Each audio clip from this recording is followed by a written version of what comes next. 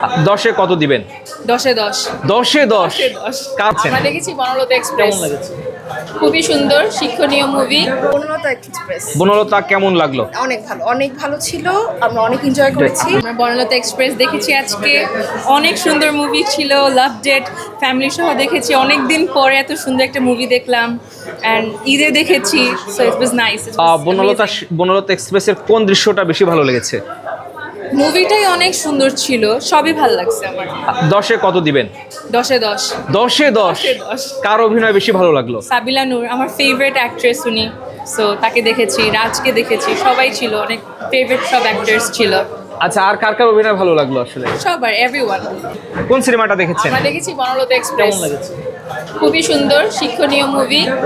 ছেলে মেয়েকে নিয়ে দেখেছি, সামাজিক মুভি, ফ্যামিলি নিয়ে দেখার মতো মুভি। ভালো লেগেছে। চাই আমাদের দেশে এরকম মুভি আরো তৈরি হোক, যাতে আমরা ফ্যামিলি সহ দেখতে পারি। বনলতা এক্সপ্রেসের কোন দৃশ্যগুলো বেশি ভালো লেগেছে আসলে? মোশাররফ করিম। মোশাররফ করিমের? হ্যাঁ, আমার খুবই প্রিয় অভিনয় শিল্পী উনি। ওনার সব নাটক, সব মুভি দেখতে ভালো লাগে। তবে এই মুভিতে ওনার যেটা অভিনয় ছিল প্রশংসনীয়, একদম প্রশংসনীয়, এবং চাই উনি এরকম বিভিন্ন রোলে আরও আমাদের আনন্দ দেখ। এই ছবি দেখে নাকি হাফ টাইম বিনোদন, হাফ টাইম কান্না এসেছে। এই ছবিটা আসলে কি মূলত হুমায়ুন আহমেদের উপন্যাস অবলম্বনে তো হয়েছে। তো আমি বরাবরই হুমায়ুন আহমেদের খুব বড় ফ্যান ছিলাম।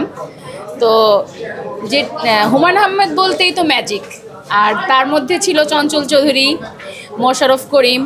তো ওনাদের মুভি মানে এক্সিলেন্ট। আমাদের ঈদের সর্বোচ্চ আনন্দ ওনারা দিল এই মুভির মাধ্যমে। আপু, কোন সিনেমাটা দেখেছেন? বনলতা এক্সপ্রেস বনলতা কেমন লাগলো?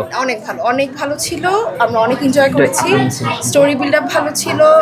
প্রত্যেকটা ডায়লগ অনেক ভালো ছিল। অনেক ভালো লেগেছে। 10-এ কত দিবেন? 10-এ 10। 10-এ 10 কার অভিনয় ভালো লাগলো? অবশ্যই রাজ, মোশাররফ করিম এবং রাজ। সাধারণত এইসব ছবিতে তো খুব অ্যাকশন ধর্মী না, সিন থাকে না, বাট অ্যাকশন ছাড়াও আসলে সিনেমা করা যায়। স্টোরিটা এত নাইসলি বিল্ড আপ ছিল যে আসলে চোখ সরানো যাচ্ছিল না। অনেক ভালো ছিল। দুই লিজেন্ড বাংলাদেশের, হ্যাঁ। চঞ্চল চৌধুরী এবং এবং মোশাররফ, মোশাররফ করিম। কার অভিনয় বেশি ছুঁয়ে গেছে আপনাকে? বোথ অফ দেম, বাট যদি একজনের নাম বলতে হয় তাহলে মোশাররফ করিম। যারা আসলে ক্রিটিক থাকে, হ্যাঁ, সমালোচনা হয়, অনেকেই বলে যে তাদের মানে এই যারা আসলে নাটক বা এই জায়গা থেকে এসেছে, তাদের সিনেমাগুলো আসলে নাটক বা এটাকে লম্বা করে সিনেমা বলা হয়। আসলে সিনেমার মতো সিনেমা না, অনেক জায়গায় বলে, হ্যাঁ, তাদের উদ্দেশ্যে কি বলবেন? না, অবশ্যই না। আমি তাদেরকে বলবো তারা নিশ্চয়ই লাস্ট ঈদে উৎসব দেখেছে।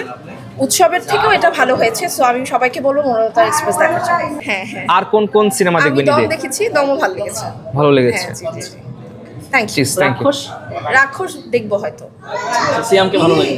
হ্যাঁ, খারাপ লাগে না, ভালোই লাগে। ঠিক আছে। শাকিলা কোন মুভি দেখেছেন গত ঈদে?